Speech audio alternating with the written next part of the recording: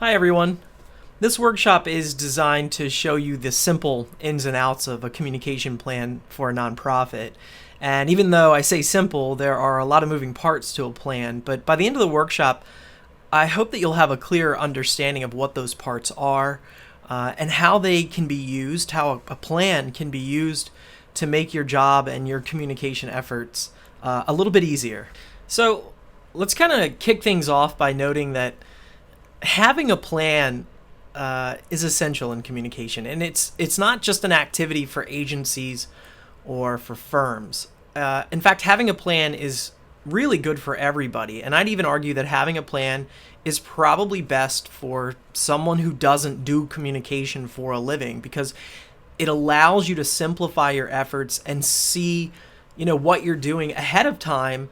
And it's almost like looking into the future and knowing what you need to do and what you need to prepare for that week or that month and how you'll be spending your time.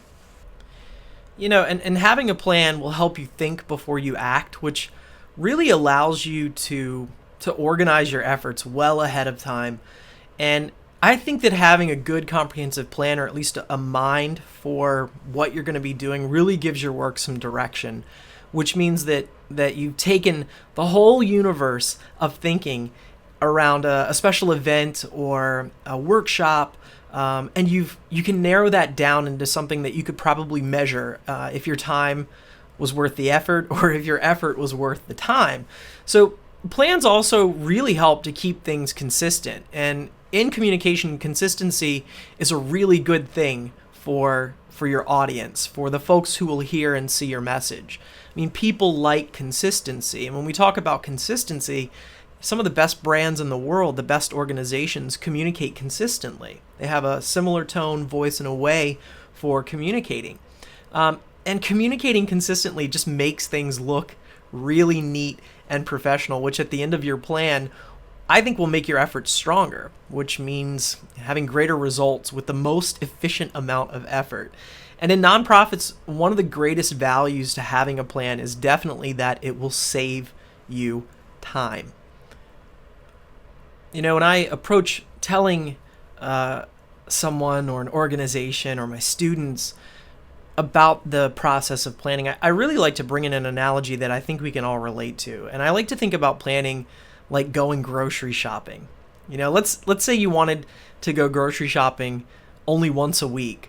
And if you went grocery shopping once per week, that would require you to think ahead of time about, the week that's coming up, what meals you want to make, maybe evaluate what coupons are available. You can compare prices and maybe even plan meals around how much time that you'll have to cook that week. Now, all of those considerations, all of those thoughts end up on your grocery list. It's this simple tool that makes a once per week trip to the store, manageable and even efficient. Now imagine that you had that same experience, that you wanted to buy food for the week. You wanted to pre-plan your meals around how much time that you'd have to cook them. But you didn't start thinking about that until you walked into the grocery store. And we've all been there. I know I'm guilty of this. But what I want you to think about is what winds up in the shopping cart at the end of those two experiences. By that I mean, comparatively, which cart will be more effective at those meal per nights? Is it going to be the one where you went in with a list or the one where you went in without a list? Which cart do you think it would take you the longest to fill? The one where you went in knowing exactly what you wanted to buy, or the one where you went in without knowing what you wanted to buy? Here's another thought. Which cart do you think at the end of that would be more expensive? So the idea is a communication plan is like going to the grocery store, and you can do it with a plan or you can do it without a plan, but those results are going to look very different. So a communication plan is similar to preparing your grocery list. You have to ask yourself, what do we want to do? How should we direct our efforts? Which means thinking about what results that you hope to achieve, which I guess really ties back into the mission of your organization and what it is that you do. Now that might make it sound simple, when in reality, many folks get caught up thinking about goals using an unlimited imagination of what they need to get done, what they need to do. And when you approach a goal that way, it can be really confusing and frustrating. But goals, like anything from dieting to education to your career, goals should be made realistic and they should be made achievable. So when you're sitting down thinking about your goals, I want you to think about two things. The first one is that your goal needs to be realistic. And a realistic goal is something that you can do within your means of time and money. And sometimes people get lost in thinking about trying to change these really big things, and they start too big. They start with something that couldn't be changed because they don't have enough time, or they don't have enough money, or they don't have enough time and money. So my advice to you in thinking about a realistic goal, don't start big, start small and work toward big changes through small action. Another thing to consider when you're thinking about and writing out your goals is how achievable is your goal. The most successful thing you can do when making your goals is to consider that achievability. If you start out with a bunch of goals, you're going to get burned out or frustrated, which will actually discourage you from following through on your plan. This is also true with regard to the expectations. When you think about how achievable it is, think about your expectations with that goal. Don't set out thinking that you're going to change the world overnight. Change takes time, it takes patience and persistence. So if your goal includes something that really isn't possible to do in a short amount of time, or even the course of a year, or you don't have the money, the realistic piece isn't there, you won't be able to achieve that goal. So think about that. Think about how achievable your goal is when you're writing it out.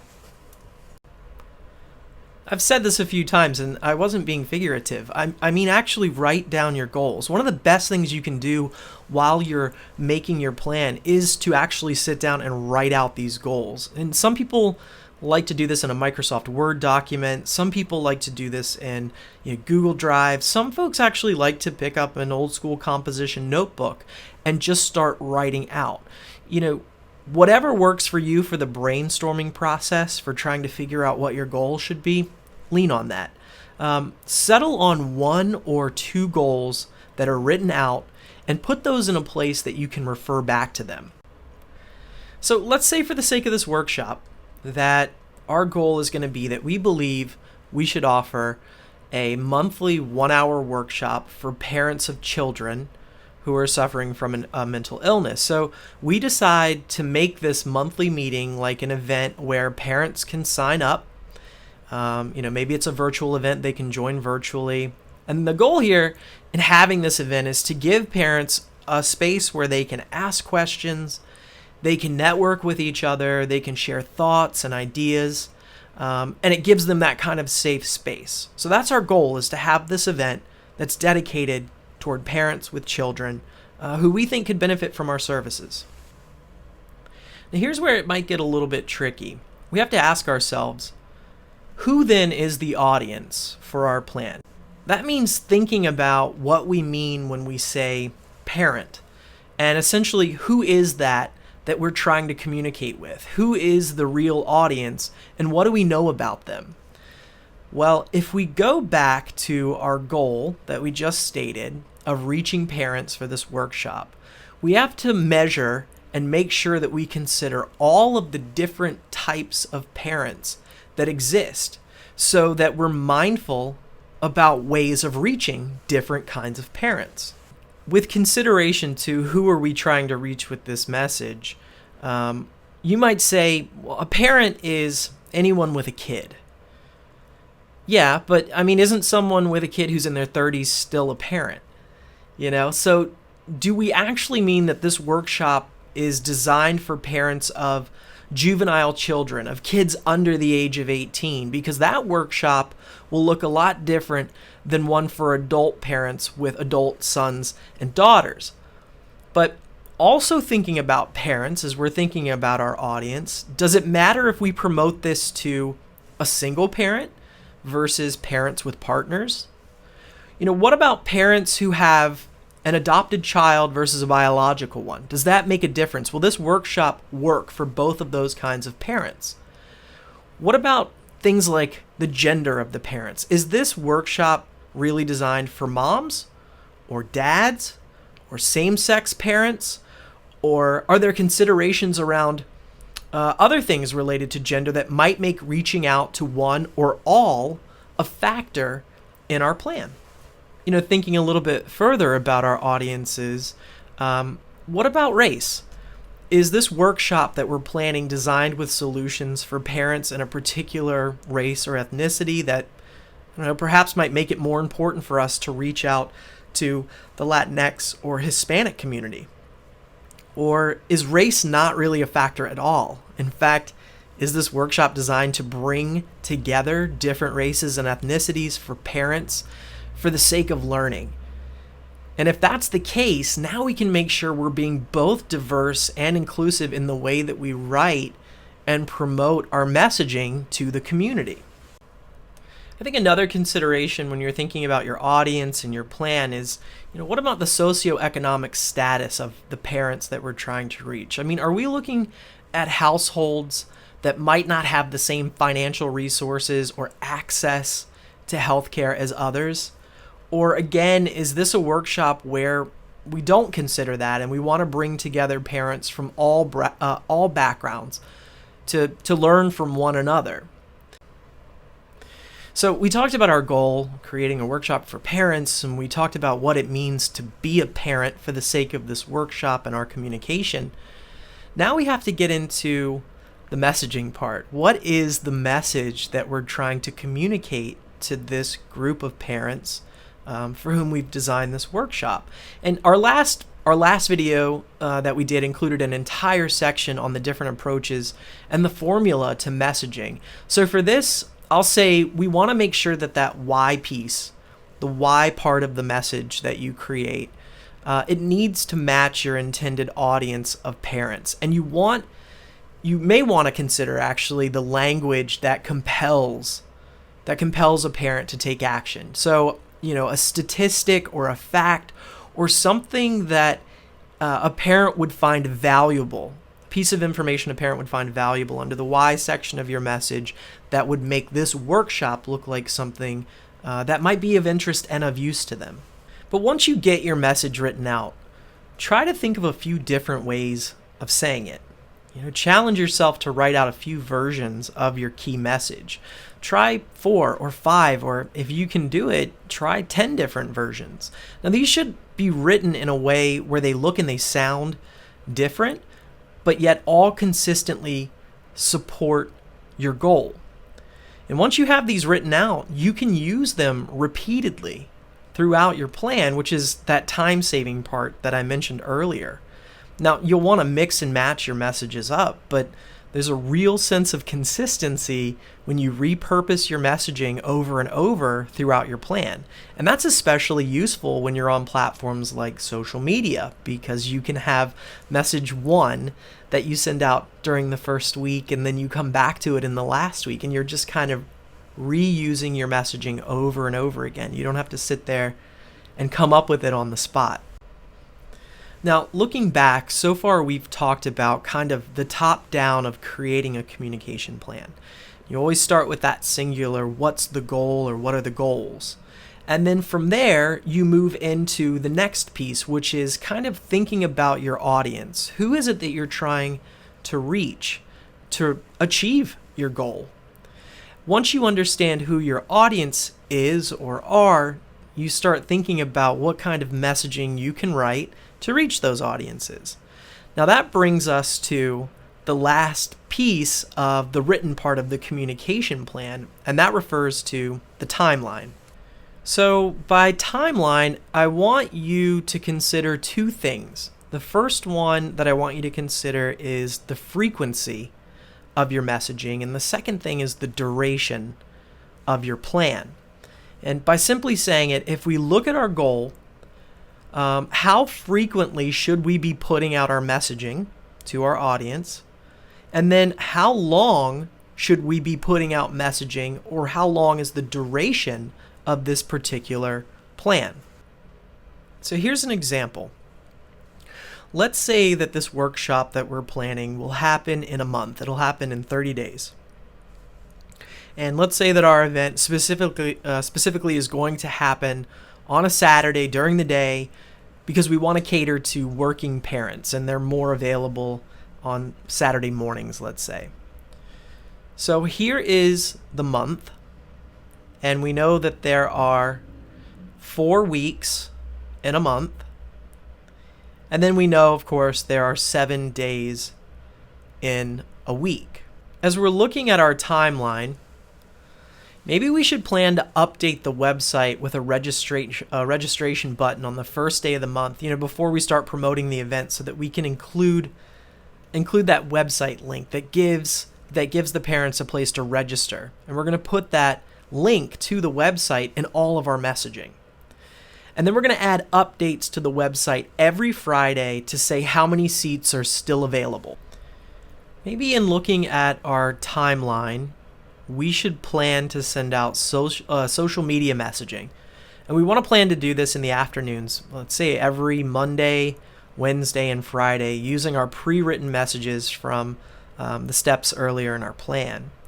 Now, all we have to do is make sure they go out on the mornings where we have them planned. Let's back up and take a look. How about each week on Tuesdays, we choose a community organization where we think we can reach parents, like elementary, middle, high schools.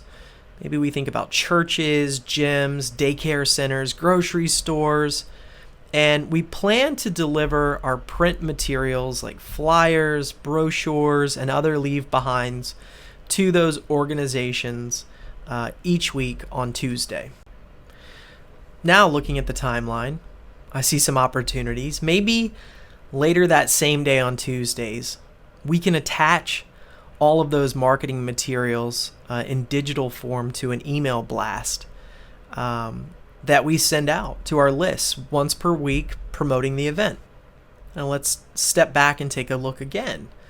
Maybe we should plan one quick presentation a week on Thursdays for organizations to be able to share with their employees. Now, do you see how all of the work we're going to do fits nicely into the timeline? And now I have a checklist of what I need to do for the entire month. When we take a step back and look at the timeline, you'll notice that there are some days on the weekends where we don't have any communication planned. And looking at the bigger plan and thinking about our audience, is that okay? Or is there something easy we could move to the weekend and spread out our messaging more evenly? I mean, if we're having our workshop on a Saturday, maybe every Saturday leading up, we should do an extra Facebook post to try and connect with folks who are just too busy to check social media and email during the week. Or maybe we want to maximize our reach by moving a presentation from a Thursday to a Saturday, which would align really nicely with maybe a church group that we're working with, or a community center or a club. Now, when you're done, your timeline can look like this, or maybe it's much fuller depending on how many things you plan to do, or maybe it's not as full depending on the size of your event or who you're trying to reach. And there's really no one size fits all for the amount of things that you should plan to do in your timeline. A lot of that has to do with two components of your goal. What is realistic for you and what's achievable. And those two things are what ends up making the most sense for your plan. So when nonprofits, or anyone for that matter, prepares these plans over the course of multiple months, and usually that's done for things like special events or fundraisers, or drives, they normally plan out for those kind of events 3-4 months. Heck, I've even seen them years out. And this is where, when you have these multi-month plans, you get a campaign in order, which is really just a bigger plan that's stretched out over a longer period of time. And it usually contains a few goals, and within those goals, a lot of objectives, strategies, tactics. It's just much bigger. For your sake and for what you do in starting out, it's great to think about the big picture and to have a plan for the year if you can, around maybe, I don't know, certain months that recognize certain mental illnesses, weeks, etc. But really and practically, it makes sense for nonprofits and volunteers, when everybody's doing communication, to have, I think at best, a 30, 45-day, sometimes 60-day plan that works for them. The most important thing is to go back to that analogy of the grocery store and having a plan in place that you can look at, that you can follow, that you can stick to, that holds you accountable to your messaging, and again makes your life a little bit easier, because you can plan around when you're going to do your communication, which is based on who you're trying to reach, and who you're trying to reach is based on what you're trying to do. Usually the last thing that you do in a plan, whether it's a campaign or it's something a little bit smaller, you want to be able to look back and measure your results. You're asking yourself, did we do all of this work that we planned out over an entire month? Was it worth our time? Was the communication that we did, that we tried to use to promote for our hypothetical workshop for parents, were we effective in doing that? If we look at our goal, and let's say, we were trying to reach 20, that was our goal, is to get 20 folks to come to sign up for this workshop and attend. Now that the event is over, we can look back and we can ask ourselves, did we get the 20 that we were hoping for?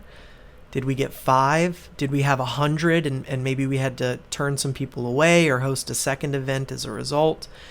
And were then the parents who showed up the kind of parents that we were targeting with our message? By that I mean, was it those parents of juvenile children, thinking about things like age, etc.? Were those the ones who showed up, the ones that we were targeting? Your first few times that you work a communication plan, if you've never done it before, you're going to need to experiment with what works best for you in your particular area, especially of Virginia. Richmond is very different than, the areas that are sort of out southwest. You think about Roanoke, you think about Stanton, you think about Charlottesville. Those areas are very different, and what they do in those areas are different. The media is different in those areas. So there's no one plan, even for just the Virginia market. You have to think about your particular area and who you're trying to reach and how you're getting there. But the point is, you're going to have to make adjustments to your plan moving forward and experiment. Experiment with what works best for you, but always refer back to your plan so that you can show progress and you can look at what worked and continue doing what worked. Maybe with your messaging, for example, you find a way to utilize that same messaging from the last plan, but you are able to rewrite it in a way that makes it more compelling. But always keep your plans as a way of growing and getting stronger. Now, there's some really great communication plan templates that are out there. You Google communication plan, you can find so many different ways of doing it. Here at VCU in the public relations program, we teach a very specific way of writing a plan and a campaign that's based on much bigger goals, objectives, strategies, and tactics.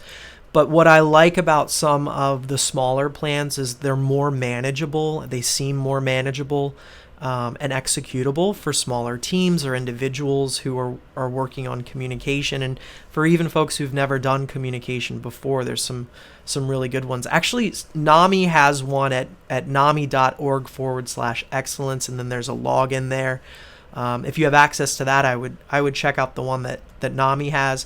But I'll also send one along with this video so that you can see it. It's a really kind of basic plan that breaks out those parts and most importantly gets you thinking about your goals, gets you thinking about who you're trying to reach, your messaging, and your timeline. So I'll make sure that those are included with this video, and that's it. Thanks so much for your time.